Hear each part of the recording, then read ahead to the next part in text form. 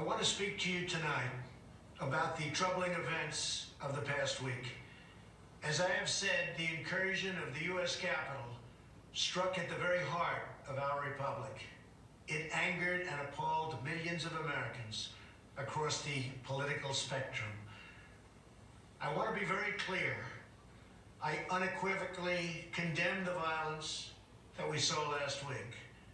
Violence and vandalism have absolutely no place in our country and no place in our movement. Making America great again has always been about defending the rule of law, supporting the men and women of law enforcement, and upholding our nation's most sacred traditions and values. Mob violence goes against everything I believe in and everything our movement stands for.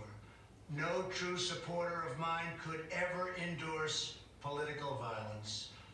No true supporter of mine could ever disrespect law enforcement or our great American flag.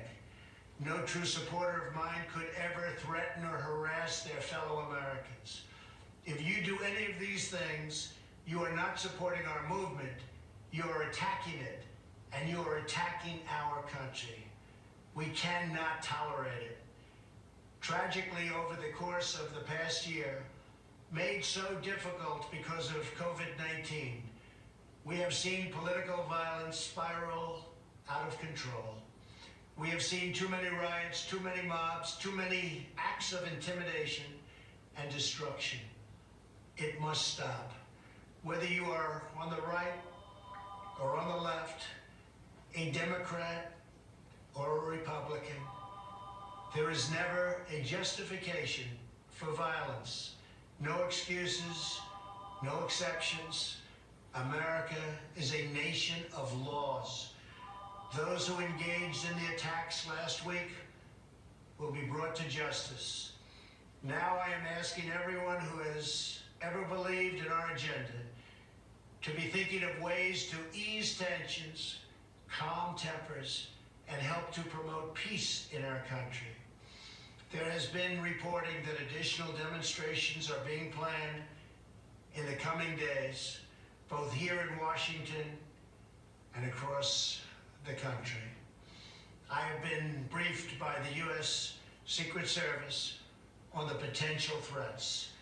Every American deserves to have their voice heard in a respectful and peaceful way. That is your First Amendment right. But I cannot emphasize that there must be no violence, no law breaking, and no vandalism of any kind. Everyone must follow our laws and obey the instructions of law enforcement. I have directed federal agencies to use all necessary resources to maintain order.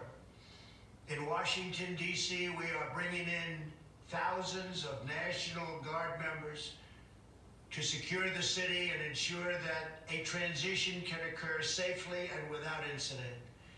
Like all of you, I was shocked and deeply saddened by the calamity at the Capitol last week. I want to thank the hundreds of millions of incredible American citizens who have responded to this moment with calm, moderation, and grace. We will get through this challenge just like we always do. I also want to say a few words about the unprecedented assault on free speech we have seen in recent days. These are tense and difficult times. The efforts to censor, cancel, and blacklist our fellow citizens are wrong, and they are dangerous. What is needed now is for us to listen to one another, not to silence one another. All of us can choose by our actions to rise above the rancor and find common ground and shared purpose. We must focus on advancing the interests of the whole nation, delivering the miracle vaccines, defeating the pandemic, rebuilding the economy, protecting our national security, and upholding the rule of law. Today I am calling on all Americans to overcome the passions of the moment and join together as one American people. let us choose to move forward united for the good of our families, our communities, and our country. Thank you, God bless you, and God bless America.